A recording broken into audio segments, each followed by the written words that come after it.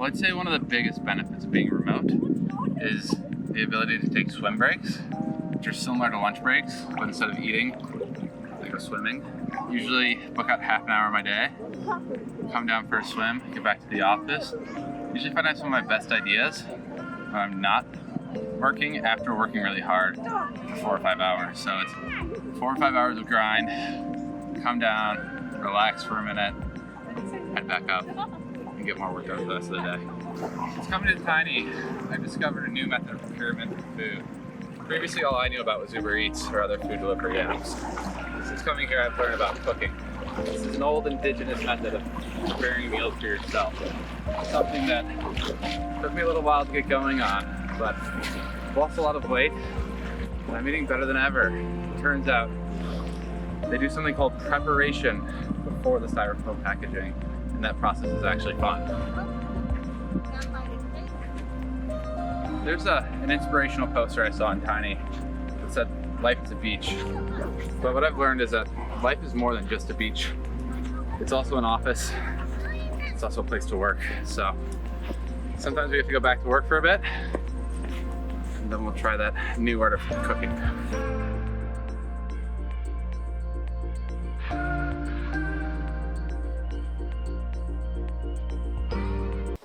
The first stop on the highway to Flavortown is the Marination Station. Let's get after it. Today we'll be making flank steak. Flank steak is a tough cut from the back of the cow. It makes me think about summer and my birthday. First thing up, there's a long-standing debate about whether or not to wash your meat. Some people say wash your meat. Some people say, why would you do that? All you're doing is making the germs wet. Maybe I like my germs wet. We're gonna get some water on these guys, rinse them off. So now we've got rinsed off steaks. We're gonna get them in the pan. So we want some serious flavor in these flank steaks. So we're gonna have to chop up some things to go with it. Now something really important to do is get a sharp knife. I used to hate chopping vegetables. Then I had a cousin say when I cook, I can play with fire and sharp things. Who the hell doesn't want to do that? Okay, we got jalapenos. Now, I have a ton of jalapenos. I'm gonna do them a couple different ways. What I'm gonna do is I'm gonna make little jalapeno boats, little kayaks at the bottom that are gonna support this. So to do that, I'm just gonna split it in half, quarter that. I have no idea how to cut, and if you're watching me do this, I am still just learning myself. So we mainly have our kayaks ready there. So the next ones are gonna go on top. We're starting to get ourselves into a spicy situation. When I think about spicy situations, it reminds me of the time when I went skydiving and my parachute didn't open. See, I took my brother for his 18th birthday and I was the last one off the plane. And so I watched everyone else jump up. I had an instructor with me. I watched everyone go and I went, oh, this is like roller coasters. It seems scary, but it's just science. Turns out it is in fact scary. So we're gonna switch to limes now. I'm going for maximum juice on these limes. So we wanna get these really juicy. Cut it in half and then maybe quarter it and then try to squeeze it. I'm getting some jalapeno peppers on my lime and that's a-okay. So skydiving, I jumped out with my instructor. I knew something was wrong because we were spinning when we came out and that's not what he said would happen. But then we stabilized and they told us before the jump, we're gonna jump at 8,000 feet, at 5,500 feet down. You should reach back, you should check your thing on your wrist, reach back and try to pull. So 5,500 feet down, I checked my wrist, reached back and tried to pull, and I found the instructor's hand was there, and he was pulling, and nothing was happening. We started to spin again, and the instructor switched hands, and he was on the left side. He was pulling, and nothing was happening. We kept going down, and down, and down, and eventually we were at like 2,000 feet, when it started going from cornfield to backyard to kid in the backyard, the kid throwing the ball in the backyard that I could see, and I realized I was about to die. Is my life gonna flash before my eyes? What's about to happen? I did have this magical moment where everything became clear. This is the stupidest way to possibly die. And we kept going down, and 800 feet the parachute opened, we crashed onto a cornfield. The instructor had a panic attack, laid there for like 20 minutes shaken, and swore off skydiving. Pickup truck picked us up and neither of us were hurt. That's the time I almost died skydiving, and it's taken us to the end of the spicy stuff. It's a spicy story for a spicy interlude. Excellent. so we've got all these lovely greens here. This is gonna be the main base. This is our acidity, and this is our spiciness. So the next stage that we're gonna go through is we're just gonna get these layered under. See, I built these kayaks so that the flank steak could float on top. So I got kayak, kayak, kayak, bada bing, bada boom. Now that's raising the steak. I might have to come back and look at that because the goal here was not to raise the steaks. So we might have to rethink how we're doing this. Okay. So this isn't gonna work. So what we're gonna do is try again. We're gonna do steaks side by side, not have quite as much raise on them. And we're just gonna sprinkle these jalapenos over the top, okay? Sprinkle, sprinkle, sprinkle. These steaks are gonna be spicy and flavorful if this turns out, but I've never done this before, so maybe they'll be acidic and awful. I'm gonna eat them either way. Next here is we have our limes. We've got these wedges, and our goal here is to get maximum juice. So I'm just gonna squeeze, baby. Then I'm gonna take the rinds, which I pre-washed by the way. I'm just gonna place them in with the steaks. That lime juice is gonna help break down the meat. This is a tough cut, so we wanna break it down. That's why we're marinating it overnight.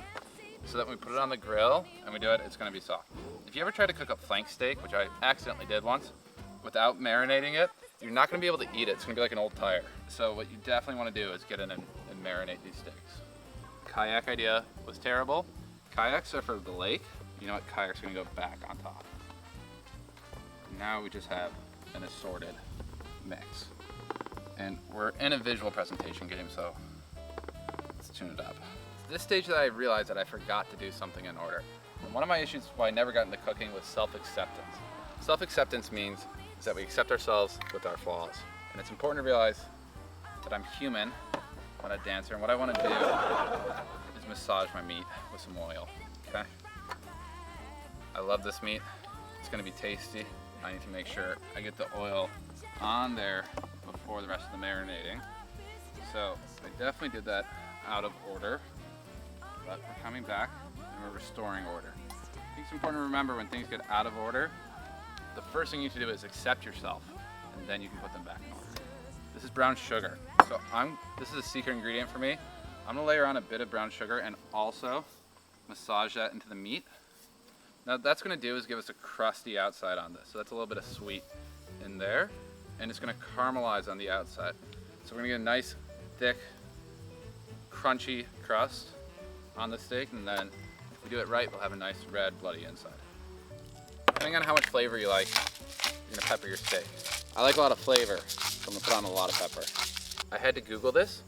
We do in fact salt our meat when we marinate it, and it's very important that we do. Good to know, thanks Google.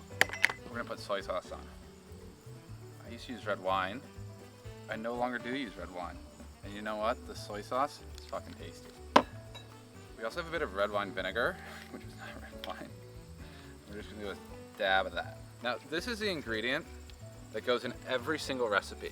And I didn't have it for a long time. And I don't know if it even adds anything, but basically every single recipe is gonna have Worcester sauce in it. I don't know what it does. It smells like nothing I'd ever wanna eat. If you don't see it called for on the ingredients list, just make, you can assume they made a mistake. Now I gotta flatten these out on the bottom, get that sauce moving around. So I got a big tray here, so I'm gonna have to throw lots of marinade on this. So I'm just gonna do things in about the same ratio all over again. We've got all the makings here of a decent marinade, and we could stop here. See, this is gonna be a 5-star cooking experience. And if you move from having a flank steak at a restaurant to having a seasonal flank steak at a restaurant, they would charge you like $25 or $30 more for it. So I figured out ways to get seasonal things in my recipes as well. Mother Nature gave us basil. So what we're gonna do is take that basil, okay, and we're gonna include it in. See, no recipe calls for this, so we gotta figure out what to do. And I'm just gonna rip up some leaves and toss them at it, toss some leaves. Now, marinade is delicious, but you cannot drink it because it is raw meat. What you can do is actually turn this into a gravy by putting it in a cast iron on the grill, and it's gonna be some tasty stuff. So it's good to know that all this ingredients don't have to go to waste. Tuck a basil leaf under here, maybe a couple more. Just get that flavor going. The surprise move of the recipe, we're gonna toss a plum in here, very thinly. I'd like to thank my buddy Sebastian for this knife, which allows me to do this. You're gonna need a really sharp knife. I thought these chefs were doing something I could never do, and then I realized I could never do it with the knives that I had. Spend the extra money, it's worth it. Toss the core, you take your thin slices, and I'm gonna layer them on in between my steaks here. Around 8 hours in this marinating process, I'm just gonna do a complete flip of these things. So I'm just gonna take these 2 steaks and flip them over. Both have the nice plum there. Okay, we got the plums covered there. A little bit more on the top, adding a ton of restaurant value, and really not much effort at home. It's gonna be the prettiest this is gonna look, because I'm about to flip it. Try to get some of those flavors going underneath too. Throw these back on top. All right, well, on the highway to Flavor Town, this has been Marination Station. And with that, we wish you adieu. Flank steak, welcome, it's flank steak day. Now I have all of my different charcoals lined up here. Today we're just gonna be using the Kingsford. You know, the Cowboy brand charcoal lump is really good for smoking stuff, and all these different wood chips are good. I got oak chips I pulled from my yard. I just chopped it off a tree, and hickory and mesquite, but today we're just using Kingsford. We're going for fast, and we're going for hot. We want this thing to be smoking hot, and basically as hot as we can handle. So I got my charcoal out. I use lighter fluid, which some would say is cheating, but I say is fun. So the trick to getting your charcoal lit is you want it to burn hot for a little bit, and then it has to go out, and then you have to bring it back. So I want to get my fire as hot as possible, but I need to clean off the black on all the coals, so I need them to all be white like this one. So I built a stack of my coals over here. I'm going to knock this stack down and cover exactly half to use indirect heat to make sure everything starts to burn. I don't want any of my charcoal to have this black stuff. It's got chemicals in it. I don't want to cook with it. So we've got our grill up to peak heat, which is what we want. We're going to sear our steaks first. Not the way most people do it, but I put brown sugar on. I want them to caramelize, and then I'm going to let them continue to cook on the indirect heat side of the grill. We got my marinated steaks. They look perfect. They're not the same pink color, which is exactly the way they should be. Going on hot as fuck. And I sear it for as long as I think it needs, and then I wait 2 more minutes, because we really want this to be on the hot part of the fire and going. And it really starts to flame up and it gets scary. Now, I don't want to waste my marinade. I love that flavor. So I'm going to ditch my limes, take my jalapenos, my plums, get them in this cast iron on the grill while my sear's happening, flaming up. Helps distract me from the fact that I want to move that. I'm going to pour my marinade in to make a sauce here. Sometimes these sauces turn out great. Sometimes they turn out awful. Either way is okay. It's just gravy, baby. Get rid of our limes. We're going to feed them to the ducks. We no longer need these. Moment of truth, we're going for the flip. And if we do this right, we're only going to flip once. That looks really good. And the first one. That looks good on the second one. And don't touch it again. So now we have the hardest part for most people in grilling. I need everything to switch sides.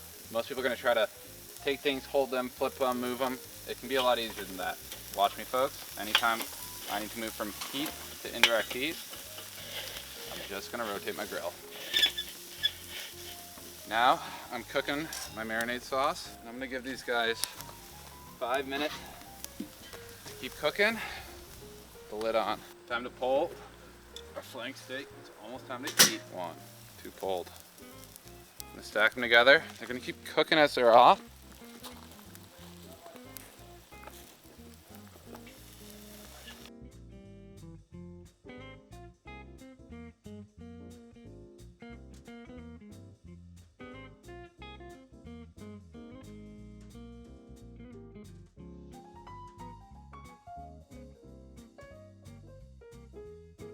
So, trick with flank steak, cut against the grain. Oh, looks good. Yeah, it's still bloody inside. Nice and brown on the outside. A little well done. Flank steak,